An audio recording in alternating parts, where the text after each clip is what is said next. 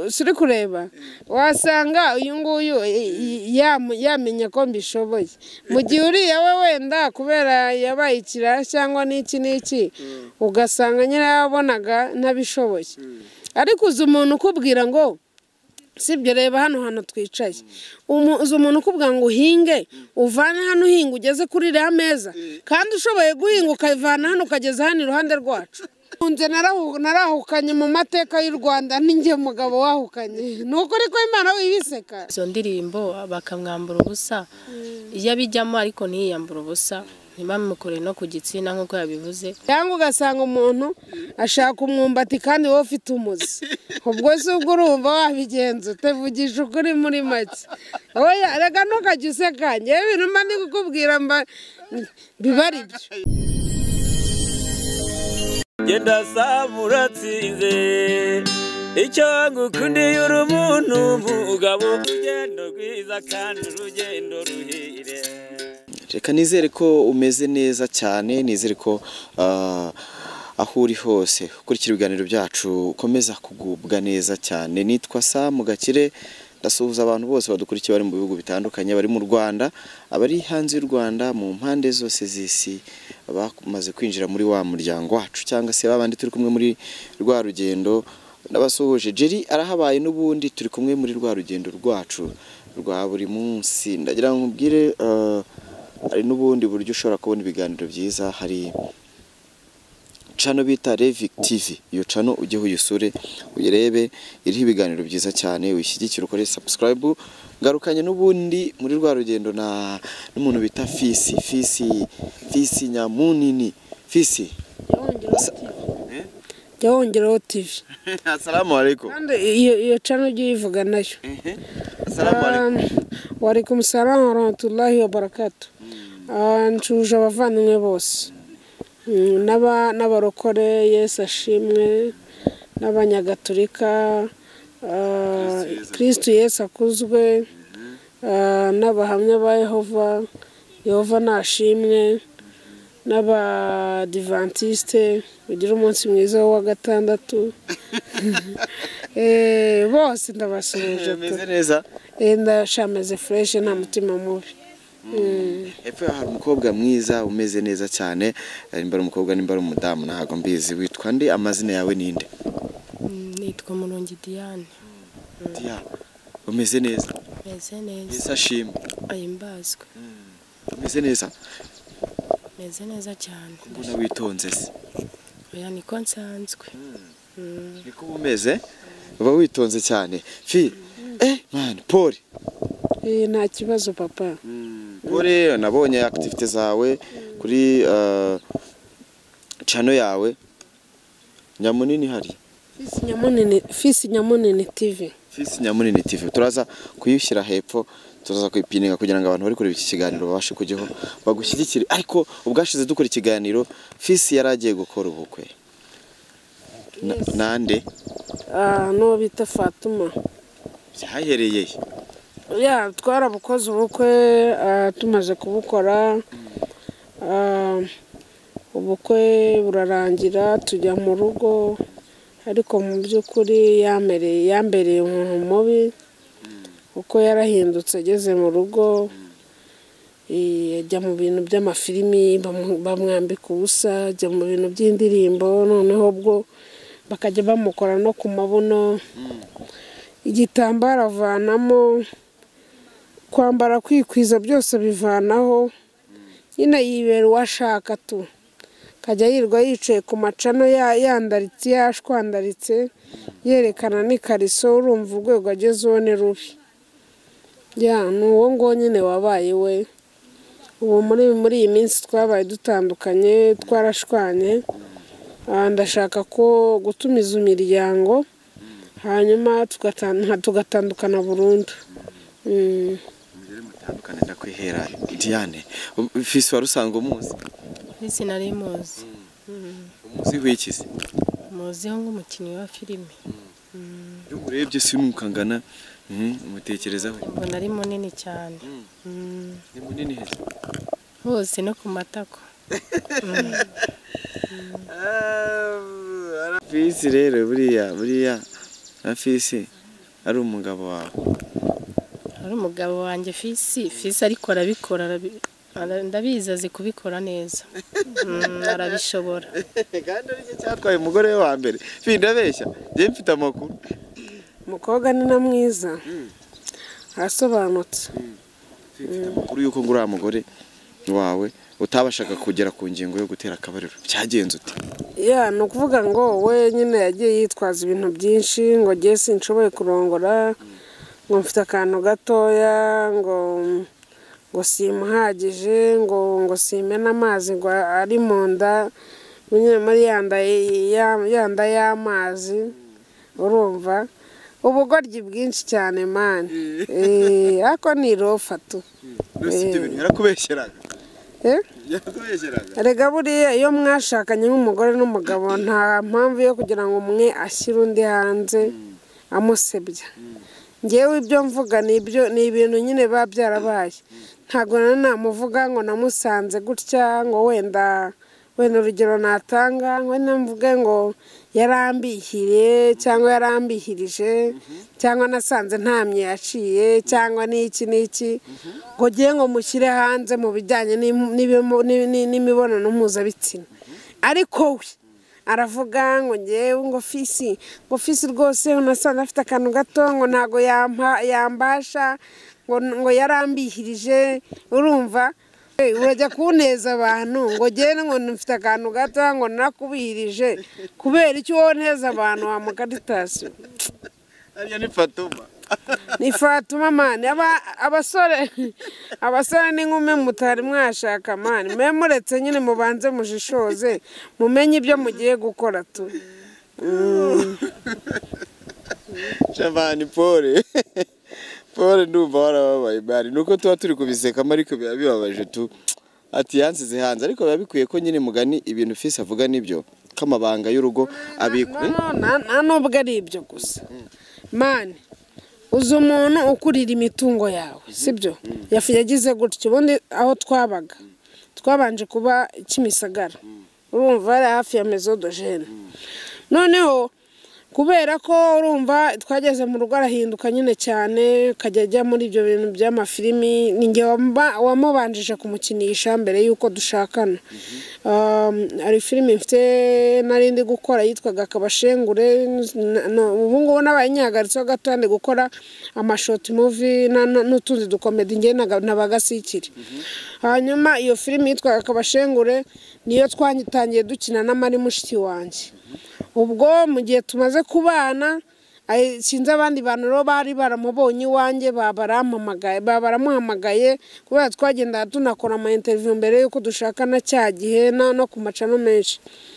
Ubwo sinzi abamuhamagaye baramutwaye mu mafilimi batangiye kumurarura mu ndirimbo z'abahanzi nyine nashatse kuvuga bakora amakava bamushyira muri video bamukora ku mabuno bamuzunguza bamwicaza ibintu byose. Na muri make yaragiye mbere umuntu mubi. Hanyuma aho twabaga kubera gutaha nyine ibyo ngibyo yananyweye n'inzoga n'iki akantonganya twatongana. Baranje batwirukanye tujya kuba Kacyiru nabo baratwinuba. Bamaze kutwinuba ubwo nyine ngiye ntangira gucisha make yajya avuga nkamwihorera.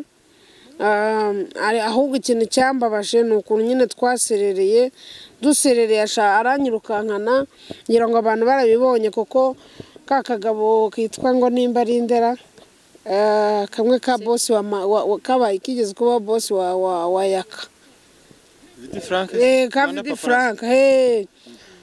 Kavidi Frank kaba kaje kanetse kaba kazanye kamera turi guseranye n'umugore wanjye kaba kabishyize hanze. Ubwo rero icyo gihe nyine nabwo umugore yari kunyirukankana ndirukanka ndamukwepera ahantu ngira ngo kuba yari afite rakirete ari gukubita n'abantu baje kudukiza. Ngiye bita ngira ngo nyine yazanye n'umupanga ndihisha. Ubwo rero mu kumara kwihisha ubwo byabaye ibintu birebire ibintu bibi cyane. Ngewe mpita njya kwihisha ahantu bita Rwamagana niho nari maze iminsi nibereye. Warahunze umugore warahukanye? Narahukanye mu mateka y'u Rwanda ninjye mugabo wahukanye. Nuko ariko Imana wibiseka.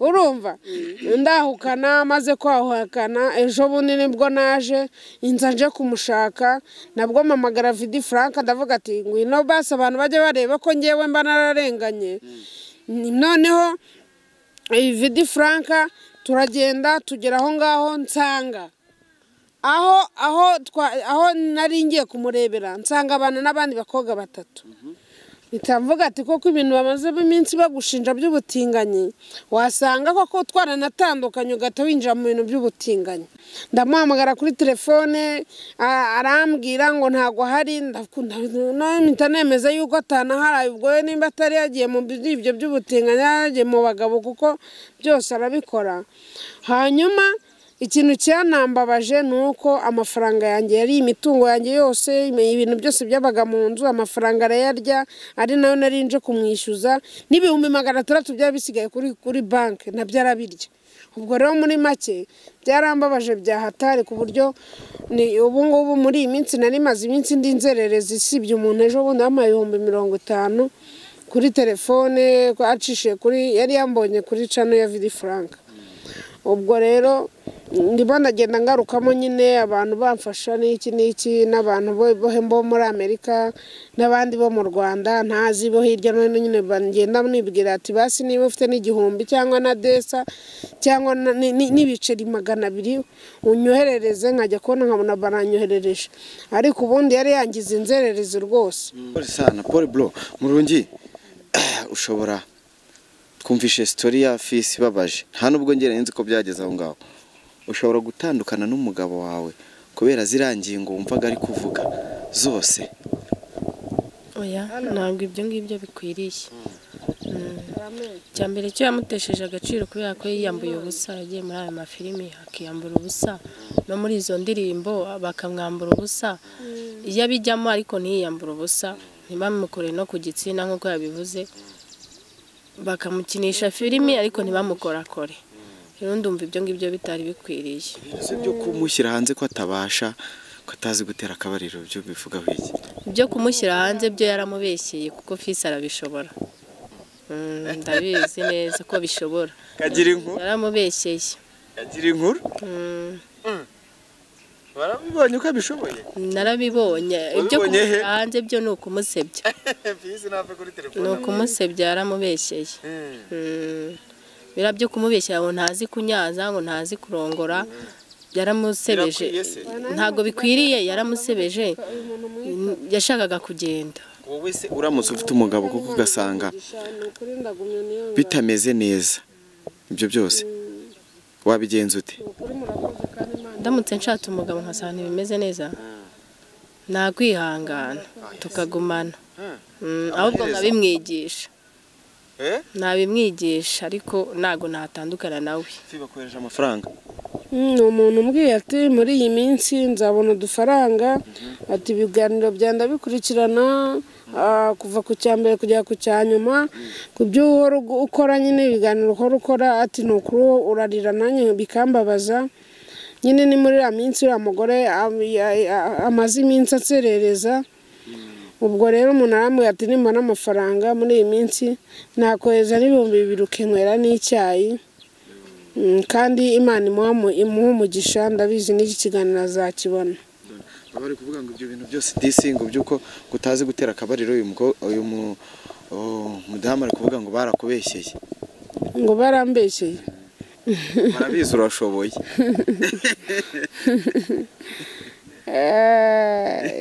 nabirenza rega none se ko suri kureba wasanga uyu nguyu yamenya ko mbishoboye mu gihe uriya we wenda kubera yabaye ikirara cyangwa n'iki ugasanga nyine yabonaga ntabishoboye ariko uzi umuntu ukubwira ngo sibyo reba hano twicaye uzi umuntu ukubwira ngo uhinge uvane hano uhinga ugeze kuri iriya meza kandi ushoboye guhinga ukavana hano ukageza hano iruhande rwacu ubwo se wowe uwo murima wawe uhinga uri imashini basi uri nuza uri cya kimodokari kigenda gihinga yavugisha ukuri by'ukuri iti umuntu akora akazi ashoboye nta mpamvu yo kwimana pe umuntu akora akazi ashoboye urumva muri Kigali hari abantu bazi gukora barahari nyine niyo mpamvu hari igihe umuntu abikirara yajya hanze rimwe urumva ubwo wa murima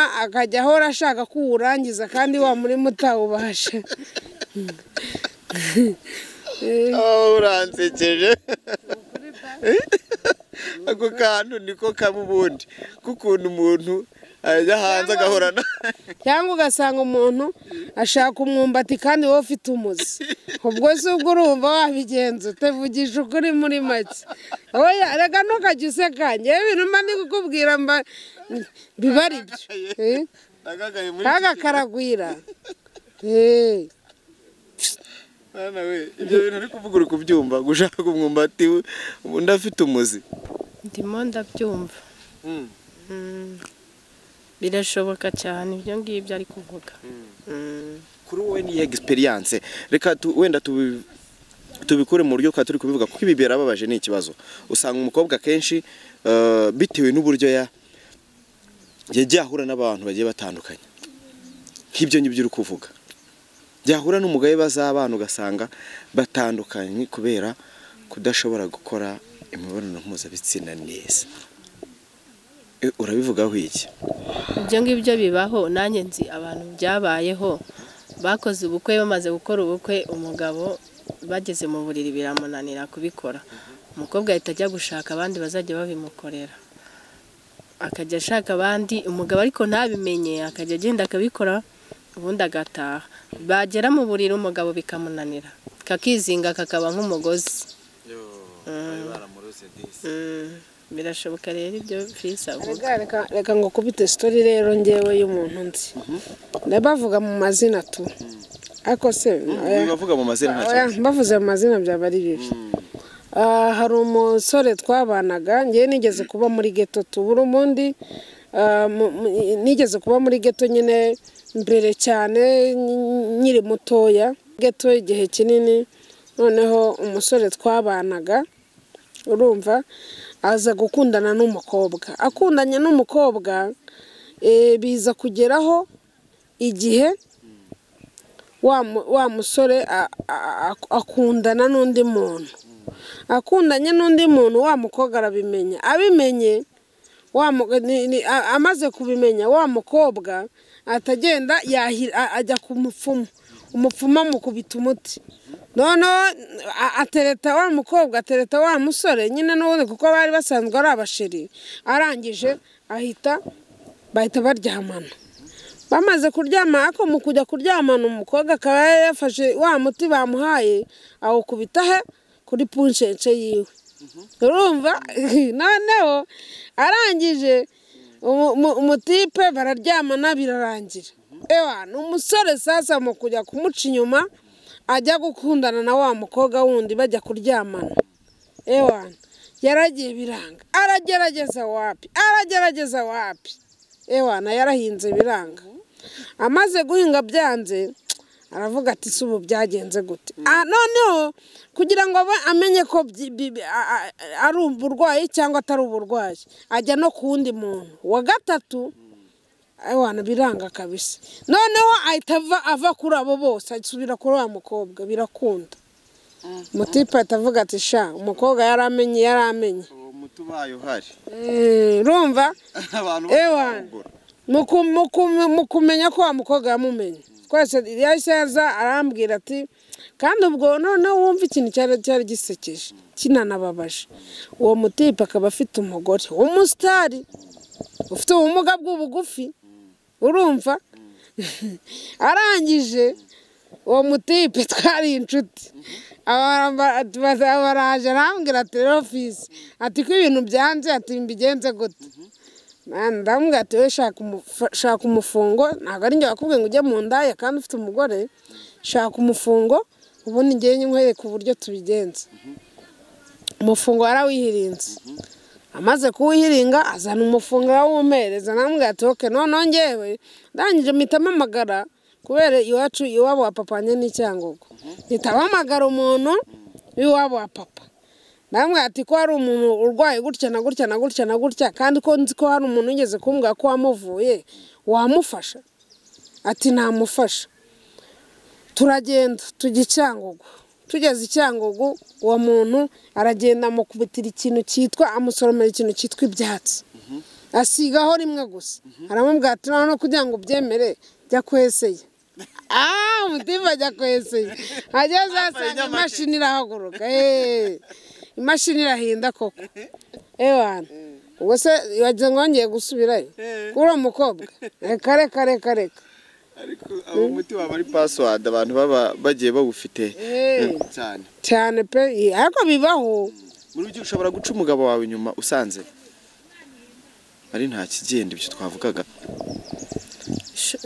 ntabwo ushobora kumuca inyuma ahubwo urabyihanganira ubaye waratembereye mugani wa fisi barahuye n'abafite imyumbati ugasanga hari umuzi wawe wihanganira hari ababyihanganira ariko nkanjye sinabyihanganira najya gushaka ubinkorera neza kugira ngo yanyumvira koko yajya gushaka umupfubuzi arega hari ukuntu umwobo uba ucamo akayoka gato noneho hakaba habaye nk'ikibazo cy'imvura inzoka ikaba itaha kure ariko ikabona koba gato ikavuga ati aha hantu reka ntugama hafi urumva yiciyemo ntabwo ubutaha kandi kajyaga gacamo iyo kagiye gucamo karamanuka karigita kamera nk'uruvatiri ruguye mu kivu urumva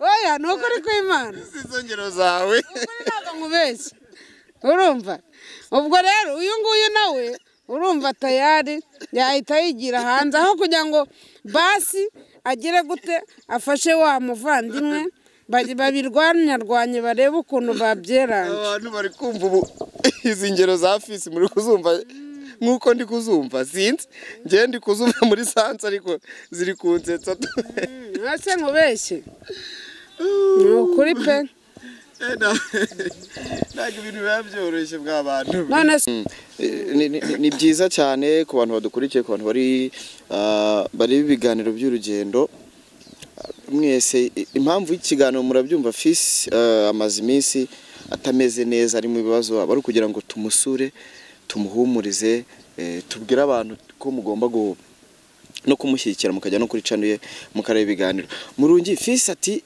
njyewe bitewe n'ukuntu ngana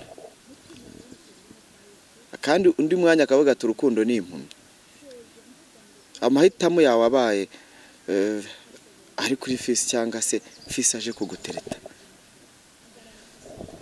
fisi namwemera nta kibazo cye nta kibazo nzi afite ugendeye kuki ugendeye yuko ibyo byose bamuvuga byose ari ukubeshya abantu babangana gutyo urabakunda ndabakunda nshaka kumusubiza ntago uvuze ko nyir'urugo yapfuye bari bumwishe kandi ikindi ndabizi neza ukuri kuraryana yewe nkunda kubwira abantu umuntu wese ungana nanjye cyangwa umuntu umuzabona w'umupapa ubyibushye uwo muntu wese aba afite igitsina kitangana n'icy'abandi bantu babinanutse ubyumve muri make abafite umuzi ntabwo bafite umwumbati wabyumvise uragera wiki muri ibyo byose yavuze ndi kumubaza umuzi ni iki umwumbati ni iki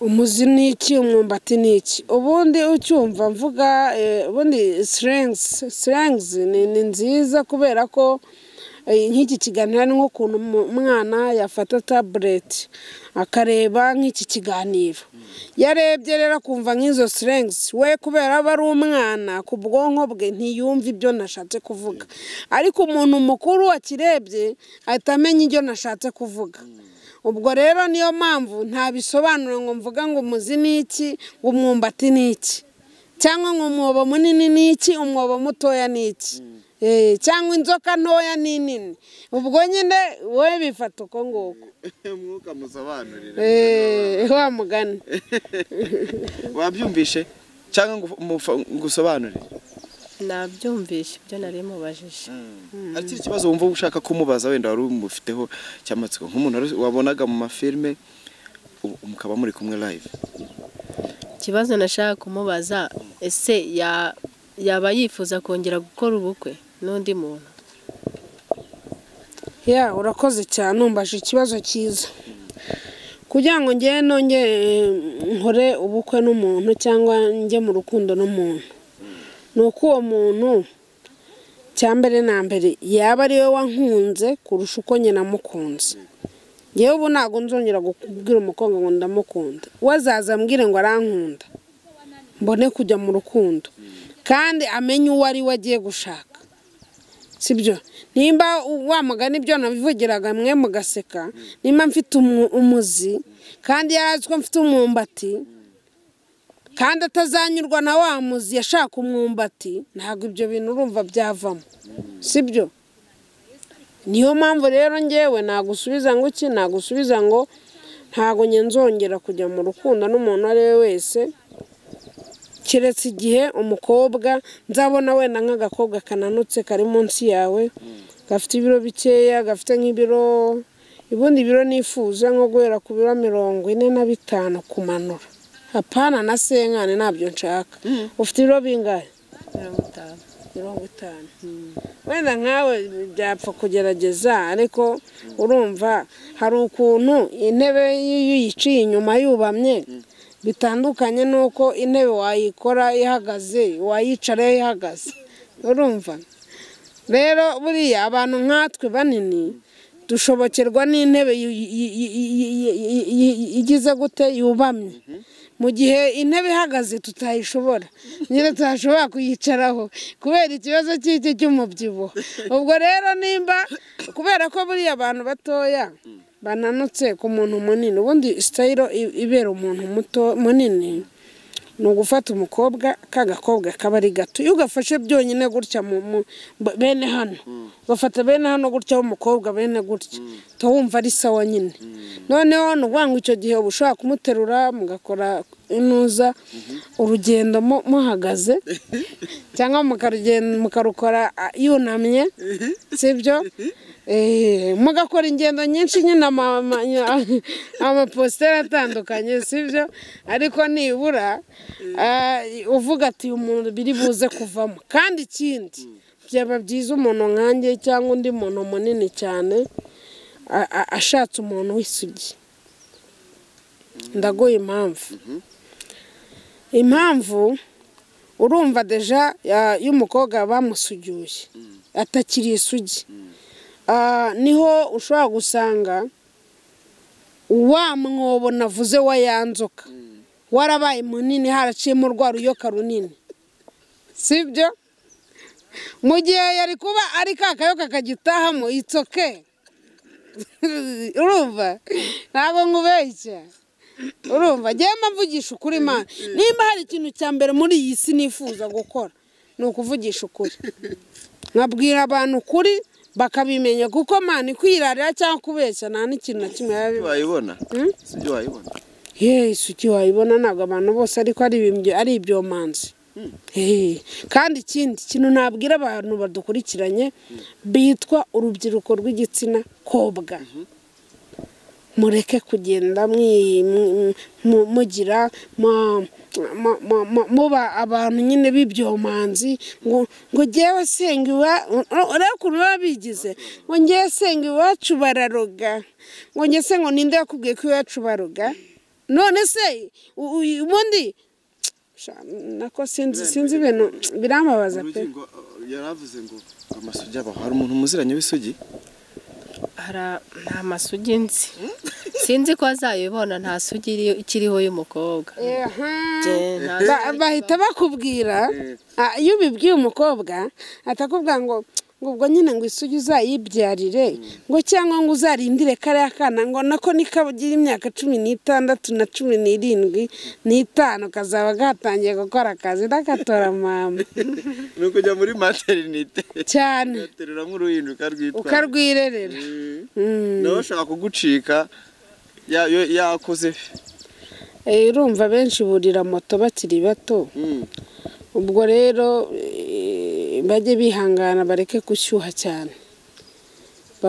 Buriya mani reka nkubwize ukuri, ngiye byanshimisha nshatse umugore nkasanga supaguru nyine iracyafunze nsanze yarafungutse ntago byanshimisha nk'uko nasanga ifunze kuko ifunze aba ari ibiryo byawe bagushyize imbere atirya umuhanda wawe unyuramo wenyine cyangwa se wa mwobo wa yanze icamo yonyine ka kayoka gato apana rwa ruyoka runini